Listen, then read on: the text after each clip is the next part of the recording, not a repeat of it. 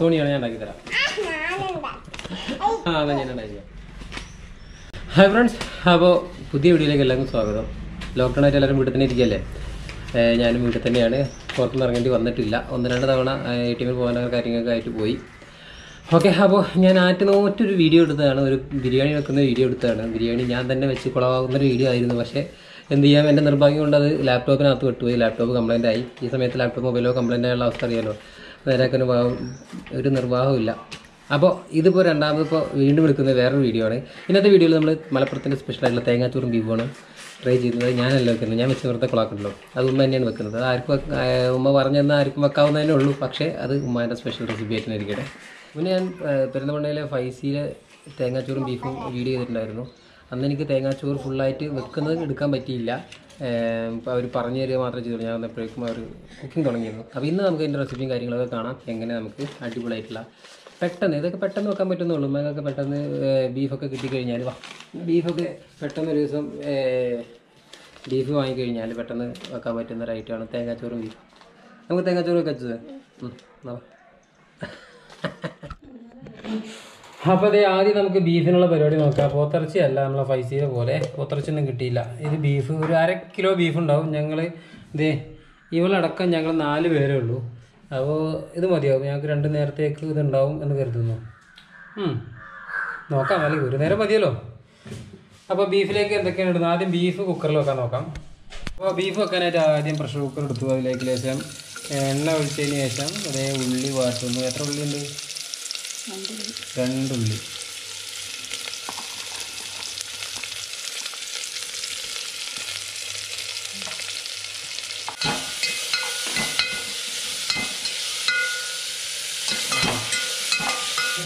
വാറ്റുന്ന ഉള്ളിലേക്ക് ലേശം ഇഞ്ചി ചതച്ചത്, വെളുത്തുള്ളി ചതച്ചത്, ഇത്ര മതിയാവും.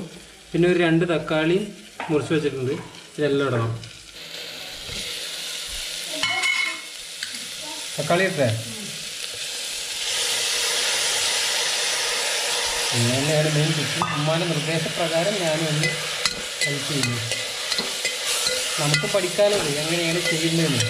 വീട്ടിലൊരു ഒറ്റക്കാവുമ്പോഴൊക്കെ ഉണ്ടാക്കി നോക്കാമല്ലോ. അപ്പോൾ ഇതിലേക്കുള്ള മസാല വരുന്നത് ഈ ഒരു സ്പൂണാണ് നമ്മൾ അളവ്. ടേബിൾ സ്പൂൺ, ടീസ്പൂൺ ഒന്നല്ല. ഇതിലൊരു മല്ലിപ്പൊടിയാണ് കൂടുതൽ ഇടുന്നത്. കുറച്ച് ഗ്രേവി കൂടുതൽ വേണം എന്നുള്ളതുകൊണ്ട് നല്ല കട്ടിയിൽ വരണം അതിന്. അപ്പോൾ ഇതിലൊരു 5 സ്പൂൺ എന്ന് പറഞ്ഞാൽ നല്ല നിറഞ്ഞ 5 സ്പൂണ് മല്ലിപ്പൊടി, ഒരു സ്പൂണ് 1.5 സ്പൂണോളം മുളക് പൊടി, പിന്നെ ഇത് കുരുമുളക് പൊടിയാണ്, 1 സ്പൂണോളം കുരുമുളക് പൊടി, പിന്നെ ഈ സ്പൂണിന് ഒരു 1/2 സ്പൂണ് മഞ്ഞൾപ്പൊടി ഇട്ടിട്ടുണ്ട്. പിന്നെ ഇത് ജീരപ്പൊടിയാണ് ഒരു 1/2 സ്പൂണ്. അത് നിർബന്ധമില്ല, അത് വേണമെങ്കിൽ ഇടാം. അത് കാരണം ഇതിൻ്റെ പുറമേ ഇനി ഗരം മസാല ഇവിടെ വരുന്നുണ്ട്. അപ്പോൾ ഇനി ഇത് നമ്മുടെ മസാല നമ്മുടെ പാത്രത്തിലേക്ക് കുക്കറിലേക്ക് ഇടാം.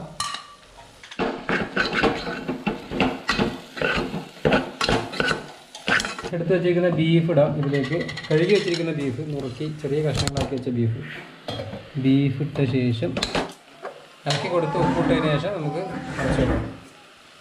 ഉപ്പ് അപ്പോൾ തന്നെ ഇടാം. ആവശ്യത്തിന് ഉപ്പിടാം.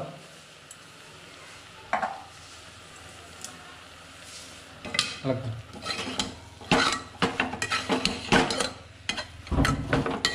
ഡ്രൈ ആയതുകൊണ്ട് ഒന്ന് ഇളക്കാൻ പാകത്തിന് ലേശം മസാല ഒന്ന് മിക്സ് ആവാൻ പാകത്തിന് ലേശം വെള്ളം, തുള്ളി വെള്ളം ഇട്ട് കൊടുത്തിട്ടുണ്ട്. ബാക്കി വെള്ളം ബീഫിൽ നിന്ന് വരണം. അപ്പോൾ അറ്റ് ലാസ്റ്റ് നമുക്ക് കുറച്ച് ഗരം മസാല ഇട്ട് കൊടുക്കാം. വളരെ കുറച്ച് ഇട്ട് കൊടുത്ത് ഒന്ന് ഇളക്കി നമുക്ക് അടച്ചു വെക്കാം. അപ്പോൾ ബീഫിൻ്റെ പരിപാടി ഏകദേശം കഴിഞ്ഞു. അപ്പോൾ അതായത് നമ്മുടെ തേങ്ങാച്ചോറുള്ള അരി എടുത്തിട്ടുണ്ട്. ഇവിടെ നമ്മുടെ പുഴുങ്ങലരി എന്ന് പറയില്ലേ, ജയ അരി, ചോറ് വെക്കുന്ന അരിയാണ് എടുത്തിട്ടുള്ളത്. 3 ഗ്ലാസ് അരി എന്ന് വെച്ചാൽ ഒരു 3/4 കിലോ ഉണ്ടാവും. പിന്നെ അതിൻ്റെ കൂടെ ഒരു 2 സ്പൂണ് ഉലുവ ഇട്ടിട്ടുണ്ട്. ഉലുവ ഇതിനകത്തുണ്ട്. ഉലുവ ഇതിൻ്റെ ഒരു പ്രധാന ഘടകം തന്നെയാണ്. അപ്പോൾ ഉലുവ ഇട്ടിട്ട് നമ്മൾ കഴുകി എടുക്കട്ടെ. അരി റെഡിയാണ്. അതിലേക്ക് ഒരു തേങ്ങ ചിരകിയത് ഇട്ടു. പിന്നെ ചെറിയുള്ളി, അടുത്ത താരം ചെറിയുള്ളിയാണ്.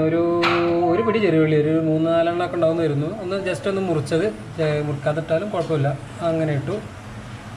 പിന്നെ വേറെ എന്താ, ജീരകമല്ലേ, വലിയ ജീരകം പൊടിച്ചതാണ് ഇടുന്നത്.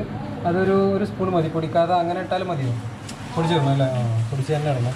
അപ്പോൾ ഇത് ഒരു സ്പൂണ്, ചെറിയ സ്പൂൺ, 1 സ്പൂണ് ഇട്ടിട്ടുണ്ട്. പിന്നെ ഇതിലേക്ക് ആവശ്യത്തിനുള്ള ഉപ്പിടുക.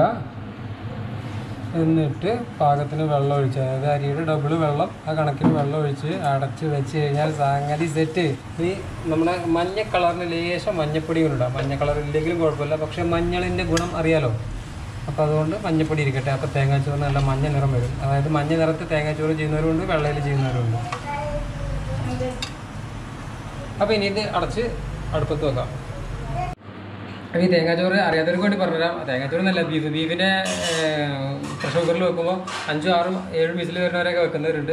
ഉമ്മ ചെയ്യുന്ന രീതി എന്താണെന്ന് വെച്ച് കഴിഞ്ഞാൽ, ഉമ്മ ആദ്യം ഒരു വിസിൽ വരും, എന്നിട്ട് അതൊന്ന് തീ കുറച്ച് വെച്ച് ഏറ്റവും കുറച്ച് വെക്കുക. സിമ്മിൽ വെച്ച് ഒരു അരമണിക്കൂറോളം വേവിച്ച് കഴിഞ്ഞാൽ ഓഫാക്കും. അങ്ങനെയാണ് ചെയ്യാറ്. അങ്ങനെ ചെയ്താൽ വേവുന്നുണ്ട്. നമ്മൾ കഴിക്കാറുള്ളത് തന്നെയല്ലേ. പിന്നെ ചോറിൻ്റെ ആണെങ്കിലും അങ്ങനെ തന്നെയാണ്. ഒരു വിസിൽ കഴിഞ്ഞാൽ ഓഫാക്കി വെക്കാറുള്ളൂ. ചോറൊക്കെ പെട്ടെന്ന് വേവുന്നത് തന്നെയല്ലേ. അപ്പോൾ അങ്ങനെ തന്നെയാണ് ചെയ്യുന്നത്. അപ്പോൾ നമുക്കിത് രണ്ടും സെറ്റായി കഴിഞ്ഞാൽ ഇനി ഇത് കണ്ണി മാങ്ങ ഉപ്പിലിട്ടതാണ്. അച്ചൂസിന് കൊടുക്കാം. കഴിച്ചോ? എങ്ങനെയുണ്ട്? പുളിയുണ്ടോ? കഴിച്ചോ? ഫുള്ള് വായിക്കട്ടോ?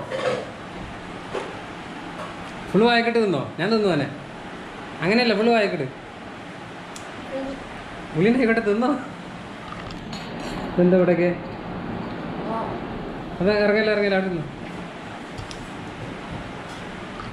ഞാൻ കാണിച്ചുതരാം. അപ്പോൾ നമ്മുടെ ബീഫ് തുറന്നു നോക്കാം ആദ്യം.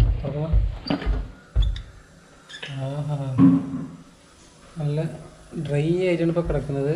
ഒന്ന് ഇളക്കി കഴിഞ്ഞാൽ നല്ല തിക്ക് ഗ്രേവി ആവും എന്നാണ് എൻ്റെ പ്രതീക്ഷ. ചോറ് ഇതവിടെ റെഡിയാണ്. ഇതിൽ കുറച്ചും കൂടെ പ്രഷറുണ്ട് തോന്നുന്നു. അത് കഴിഞ്ഞതിന് ശേഷം തുറക്കാം. ബീഫ് നോക്കിയാൽ കേട്ടോ, ഡ്രൈ ഒന്നല്ല. ഉമ്മ വീട്ടിലുണ്ടാക്കാവുന്ന അതേ സ്ട്രക്ചറിൽ വന്നിട്ടുണ്ട്. കുഴപ്പമില്ല, അടിപൊളിയാണ്. അപ്പോൾ കഴിച്ചാൽ അടിപൊളിയാണ്. കഴിച്ചാലും അടിപൊളിയാവും. കാരണം ഞങ്ങൾ കഴിക്കാറുള്ളത് തന്നെ അല്ലേ ചൂസേ. അപ്പോൾ നമ്മുടെ ബീഫ് ഒന്ന് വെന്തോ നോക്കാം നമുക്ക്. അച്ചൂസ നമുക്ക് വെന്തോ നോക്കിയാലോ? അച്ചൂസൊക്കെ ടേസ്റ്റ് നോക്കണം. ആയ ചൂട് ചൂട് ചൂട്. ഗ്രേവി അടിപൊളി.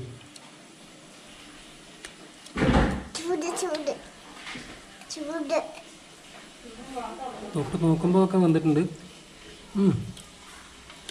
ചൂട് കഴിഞ്ഞ് ചൂട് അരട്ടി വിട്ടേക്കാം. ഒരു കഷ്ണം എടുത്ത് കഴിച്ചു പോകാം.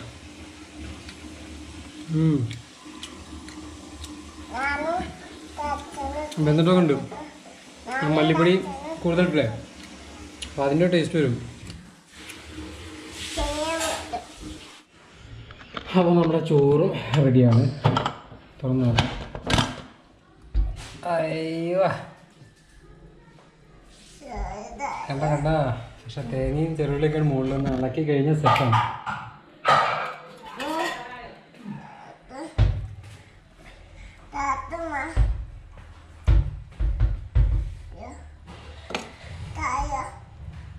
വന്നിട്ടില്ലേ?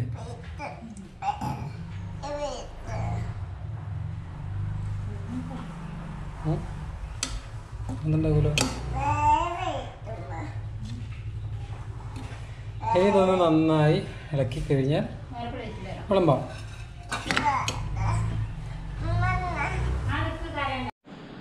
അപ്പോൾ ഇതേ ചോറും ബീഫും റെഡിയായപ്പോൾ കൊതി സഹിക്കാൻ വയ്യായിട്ട് ഒരാൾ ഒറ്റക്ക് കഴിക്കണമെങ്കിൽ രസമുണ്ടോ? ചേച്ചാ കഴിച്ചിട്ട് പറ, എങ്ങനെയുണ്ട്? രസമുണ്ടോ? രസമല്ല?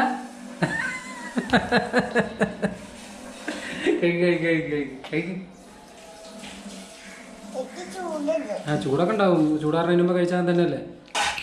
അപ്പോൾ ചോറ് തിന്നാൻ ടൈമായി. ഇതേ തേങ്ങാച്ചോറ് റെഡി. ബീഫ് ഇതേ ഒന്നും കൂടെ ഒന്ന് കറി പോലെ ആക്കിയിട്ടുണ്ട്.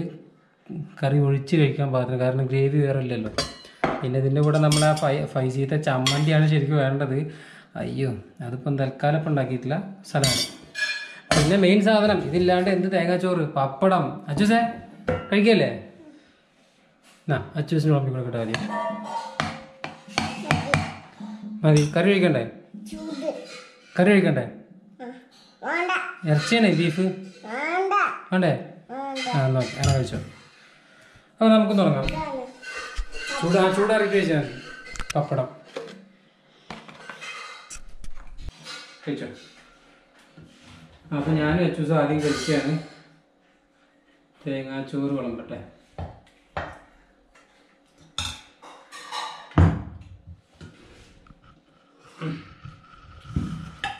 ബീഫ് റോസ്റ്റാണ് ഞാൻ ഉദ്ദേശിച്ചത്, പക്ഷേ കറി പോലെ ആയിട്ടുണ്ട്. കുഴപ്പമില്ല, അത് ഒഴിച്ച് കഴിക്കാൻ കഴിയില്ല നല്ല രീതിയിൽ അങ്ങനെ ആക്കിയാണെന്ന് പറഞ്ഞു. അതുകൊണ്ടാണ് അത്ര കൂടുതൽ മല്ലിപ്പൊടിയൊക്കെ ഇട്ടത്. ഒരു പപ്പടം, പിന്നെ സുർക്കയിലിട്ട ഉള്ളി. ആഹാ, തുടങ്ങിയില്ല എന്നാ അച്ഛൻ തുടങ്ങിയല്ലേ?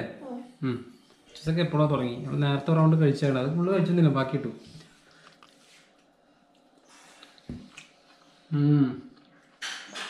അടിപൊളി. നേരത്തെ പറഞ്ഞാൽ മല്ലിയുടെ ടേസ്റ്റ്, മല്ലിയുടെ കുത്തൊന്നും ആയിട്ടില്ല, പക്ഷെ മല്ലിയുടെ ടേസ്റ്റ് എല്ലാം വരുന്നുണ്ട്. പക്ഷെ നമ്മൾ ഉണ്ടാക്കുമ്പോൾ സാധാരണ അങ്ങനെ വരാത്തതാണ്, അതൊരു ഡിഫറെൻറ്റ് ടേസ്റ്റ്. ഇറച്ചി വേണോ? ഞാൻ ഇറച്ചിയെക്കുറിച്ച് പറഞ്ഞിരിക്കുന്നത് കേട്ടപ്പോൾ ഇറച്ചി വേണം.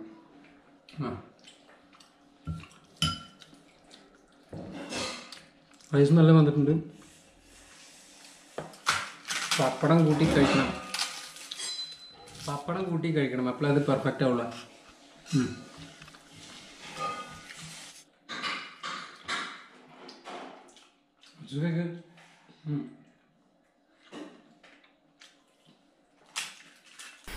ഈ ബീഫ് ബിരിയാണി പോലെ തന്നെ എത്ര കഴിച്ചാലും മതി വരാത്തൊരു ഐറ്റമാണല്ലോ ഈ തേങ്ങാച്ചോറും ബീഫും. ഇത് എൻ്റെ മാത്രം അഭിപ്രായമാണെന്ന് എനിക്ക് തോന്നുന്നില്ല. നിങ്ങളുടെ അഭിപ്രായം നിങ്ങൾ താഴെ കമൻറ്റ് ചെയ്യാം കേട്ടോ. അതിൽ ആ ഉലുവ, പിന്നെ ചെറുള്ളി, പിന്നെ തേങ്ങ, ഇതിൻ്റെയൊക്കെ ടേസ്റ്റ് ഉണ്ടല്ലോ, അതിങ്ങനെ റൈസിലേക്ക് വരുമ്പോഴുള്ള ഒരു പ്രത്യേക ഫീൽ, അതൊരു പ്രത്യേക ഫീലാണെന്ന് പറയുന്നത്. പിന്നെ അതിൻ്റെ കൂടെ നല്ല വരട്ടി വെച്ച ബീഫ് കൂട്ടി കഴിക്കുമ്പോഴോ, ബീഫ് കൂട്ടി കഴിക്കാനായിട്ടോ എനിക്കിഷ്ടം. ചിക്കൻ കൂട്ടി കഴിക്കുന്നവരുണ്ട്, അത് ഓരോരുത്തരുടെ ഓപ്ഷനാണ്. പിന്നെ ഇത് കഴിക്കാത്തവരുണ്ടെങ്കിൽ ഒരു തവണയെങ്കിലും ട്രൈ ചെയ്ത് നോക്കണം നിങ്ങൾ. സിമ്പിളാണ്, സിമ്പിളായിട്ട് നിങ്ങൾക്ക് ട്രൈ ചെയ്ത് നോക്കാവുന്നതന്നെ ഉള്ളൂ. പിന്നെ ബീഫ് ബിരിയാണി കഴിഞ്ഞിട്ട് എനിക്ക് ഉള്ളൂ കേട്ടോ തേങ്ങാച്ചോറും ബീഫും. ഇങ്ങനെ കുഴച്ച്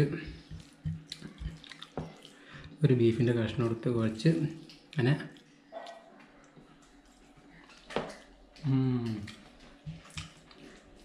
ചൂസേ അടിപൊളിയല്ലേ ചോറ്? അല്ലേ? ടേസ്റ്റില്ലേ? ടേസ്റ്റുണ്ട്. നമ്മളെ നാടൻ ട്രഡീഷണൽ സ്റ്റൈലുള്ള തേങ്ങാച്ചോറ് യൂട്യൂബിൽ ആരൊക്കെ വീഡിയോ കണ്ടിരുന്നു. പല വെറൈറ്റി ഈ അരിക്ക് പകരം ബിരിയാണി റൈസ്, ബസ്മതി റൈസ് ഒക്കെ വെച്ചിട്ടും കൈമ റൈസ് വെച്ചിട്ടുള്ള തേങ്ങാച്ചോറ്. ഇതാണ് ട്രഡീഷണൽ തേങ്ങാച്ചോറ് എന്ന് പറയാം. ആ രീതിയിലുള്ളൊരു തേങ്ങാച്ചോറാണ്. അതാണ് നമ്മൾ വീട്ടിലൊക്കെ സ്ഥിരമായിട്ട് ഉപയോഗിച്ച് വരുന്നത്. അപ്പോൾ വീഡിയോ എല്ലാവർക്കും ഇഷ്ടമായത് കരുതുന്നു. ഇഷ്ടമായെങ്കിൽ ലൈക്ക്, ഷെയർ, സബ്സ്ക്രൈബ് ഒന്നും മറക്കണ്ട. നിങ്ങളുടെ തേങ്ങാച്ചോറിൻ്റെ അനുഭവങ്ങളൊക്കെ താഴെ കമൻറ്റ് ചെയ്യുക. അപ്പോൾ എല്ലാവരും സേഫായിട്ടിരിക്കുന്നു എന്ന് പ്രതീക്ഷിക്കുന്നു. അപ്പോൾ പുതിയൊരു വീഡിയോ വേണ്ടി കാണാം. അതുവരേക്കും ബൈ. ചിത്തെ ബൈ പറഞ്ഞാൽ ടാറ്റ പറയും. ടാറ്റ പറഞ്ഞേ. ബീഫ് കടിച്ചു വരിക. അയ്യോ ടാറ്റ പോയോ? അത് പോയിക്കോട്ടെ, വേറെ എടുത്തോ. അപ്പോൾ ഓക്കെ ബൈ. ചോറുണ്ട്.